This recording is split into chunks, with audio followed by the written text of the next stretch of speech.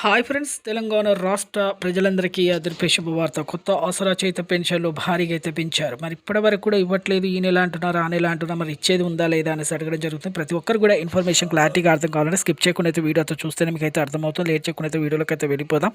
ప్రతి ఒక్కరు కూడా పాత వారికి, కొత్త వారికి, వృద్ధులకి, వితంతువులకి, ఒంటరి మహిళలకు 4,000, వికలాంగులకు 6,000, హెచ్ఐ, బీడీ, చేనేత, డయాలసిస్ వారికి కూడా 4,000 రూపాయలు అయితే వేస్తున్నారు. ఎంపీ సైడింగ్ ఈకేవైసీ చేసుకోవాలి. ప్రతి ఒక్కరు కూడా మాఫీ.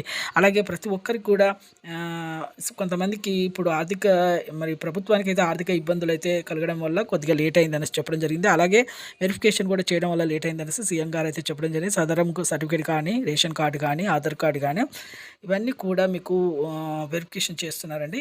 ఇలా కూడా లేట్ అయిందనేసి చెప్పడం జరిగింది. 1000 కోట్ల బదులు ఇప్పుడు 2,000 కోట్లు కూడా అదనపు భారం అయితే పడుతుంది. ప్రతి ఒక్కరు కూడా వేస్తాము అన్న విషయం అయితే చెప్పడం జరిగింది. కానీ ఇప్పటి వరకు అయితే ఇంకా వేయడము అనేది ఇంకా అప్డేట్ అయితే రాలేదండి. ఖచ్చితంగా వేస్తామనేసి అప్డేట్ అయితే రాలేదు. క్యాబినెట్ అసెంబ్లీ సమావేశాలు అయితే ముగిశాయి. మరి తర్వాత ఎప్పుడు చెప్తారో అప్పుడైతే వీడియో అయితే చేసి మీకైతే చెప్తానండి. చూసారుగా అండి, ఖచ్చితంగా అయితే ఇప్పుడు ఈ నెల 23, 24, 25కి అయితే ఈ నవంబర్ పెన్షన్లు అయితే ఇప్పుడు 25 నుంచి అయితే మీకైతే ఖచ్చితంగా అయితే 23, 24, 25లో అయితే పడతాయి. Thanks for watching.